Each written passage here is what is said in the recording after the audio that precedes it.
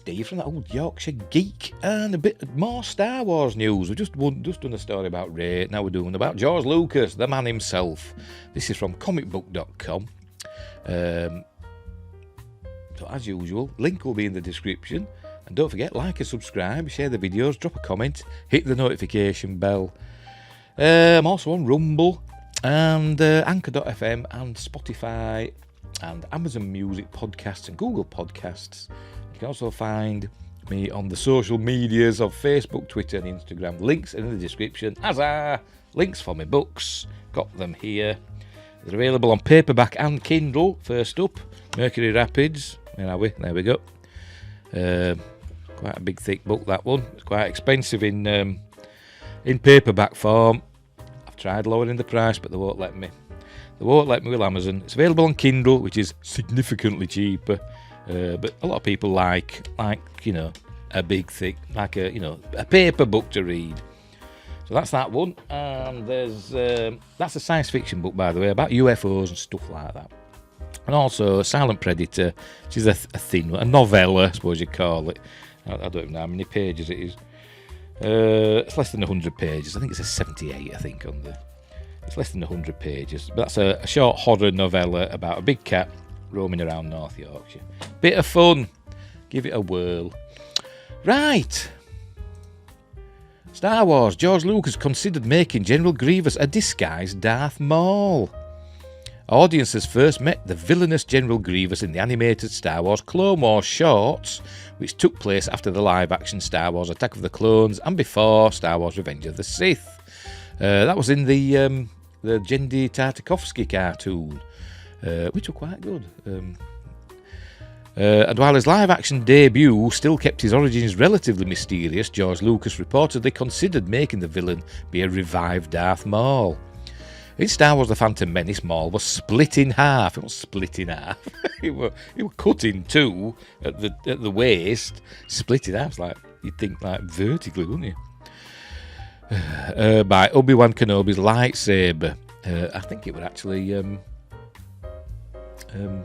Qui-Gon Jinn's lightsaber, I think, wasn't it? Because he used the Force, didn't he, to grab it. I think. I could be wrong. Where were we? Which would require major reconstruction. And while Maul would later be revived, Lucas opted to instead make Grievous a former separatist general who similarly suffered brutal injuries. I thought he volunteered to undergo these, enhancements. I thought that was his backstory.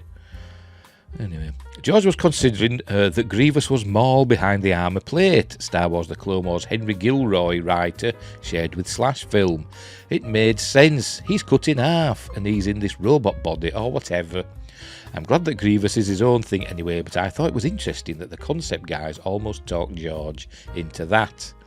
I think it'd have been good as Darth Maul. Despite Lucas opting not to explore Maul's return, it would only be a matter of time before that event occurred. The Clone Wars showcased how Maul survived his bifurcation, or bifurcation, and plummet down a ventilation shaft, essentially using his anger to motivate him and fuel his survival. The series showcased how Maul procured robotic legs to allow him to continue his reign of terror, taking charge of a crime syndicate and abandoning his connection to the Sith. Remember, I think they came across him, didn't they, on like a junkyard planet, and he had like spider-like robot legs, and he were crackers, well, he'd gone insane, hadn't he? But then later he got 2 legs, robotic legs, and seemed more like himself. Following the initial conclusion of the Clone Wars, Maul returned yet again for Star Wars Rebels, which took place after the Revenge of the Sith.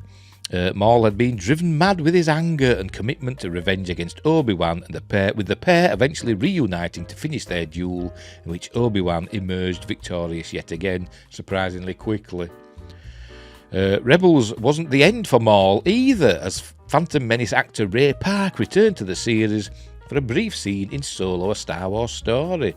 While this may have seemed like just the beginning of a Maul revival, Solo's underwhelming reception has seemingly stagnated any such plans. It lost money. With Grievous's demise, Being a bit more blatant in Revenge of the Sith, the figure hasn't earned the same type of revival, though audiences have learned more about his history from Star Wars stories in various mediums. And there's a link there that'll probably take you to an explanation of him. Stay tuned for details on General Grievous and Darth Maul. Stay tuned. So there you go. I think it'd have been fine if they'd just revived Maul and said Grievous was, Maul. They could, as I said, it'd have been cool, wouldn't it, if like behind this helmet you saw these eyes, Sith eyes, but then he has a fight with Kenobi or whoever, another Jedi, and the faceplate gets knocked off or cut off with the lightsaber, and we see it's Maul underneath. We'd all be like, wow, that's amazing, wouldn't we? Well, I would anyway. Right, we'll leave that one there. So, thanks for watching. Wherever you are in the universe, look after each other, and until next time, I'll see thee.